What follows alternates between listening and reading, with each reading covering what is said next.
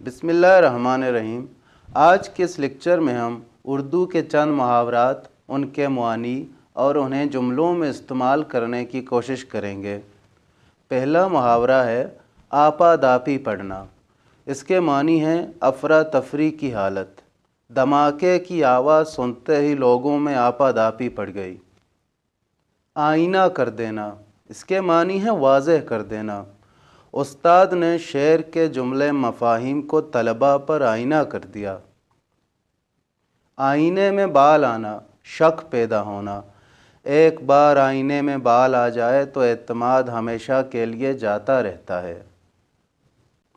آٹھ آٹھ آنسو رونا، بہت رونا، زار زار رونا۔ بری خبر سن کر وہ آٹھ آٹھ آنسو رونے لگا۔ آب و دانہ اٹھنا، اس محاورے کے معنی ہے رزق ختم ہونا یا قیام کی مدت ختم ہونا۔ سچ ہے جب انسان کا آب و دانہ اس دنیا سے اٹھ جاتا ہے تو کوئی دوا کارگر نہیں ہوتی۔ آنکھیں بچانا، بہت ادب یا تعظیم سے پیش آنا۔ جب فیض کراچی کے مشاعرے میں تشریف لائے تو لوگوں نے ان کی راہ میں آنکھیں بچائیں۔ الٹی آنتیں گلے پڑنا، لینے کے دینے پڑنا۔ شاہد کاروبار میں خوب منافع کی امید لگائے بیٹھا تھا لیکن ہو گیا نقصان، گویا الٹی آنتیں گلے پڑ گئیں۔ اللے تللے کرنا، اس محاورے کے معنی ہیں بے دریغ خرچ کرنا۔ اگر تمہارے یہی اللے تللے رہے تو ایک دن باپ دادا کی تمام دولت برباد کر لوگے۔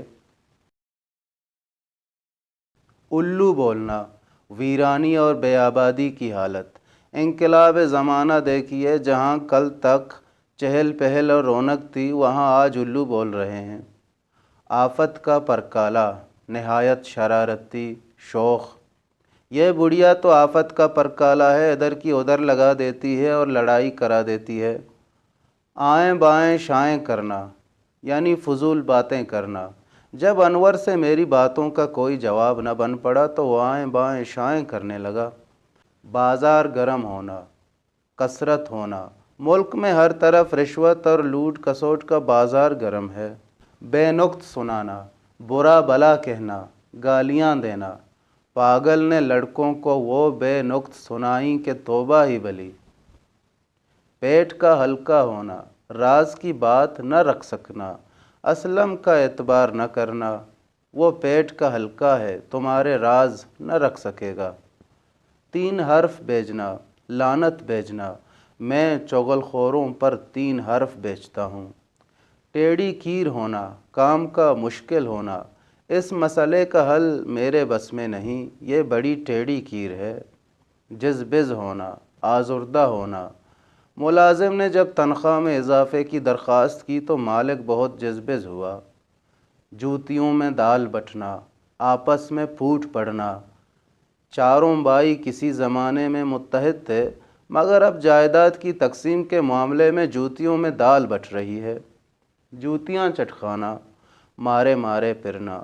آج کل بے روزگاری کا یہ حال ہے کہ اعلیٰ تعلیم یافتہ بھی جوتیاں چٹکاتے پھرتے ہیں۔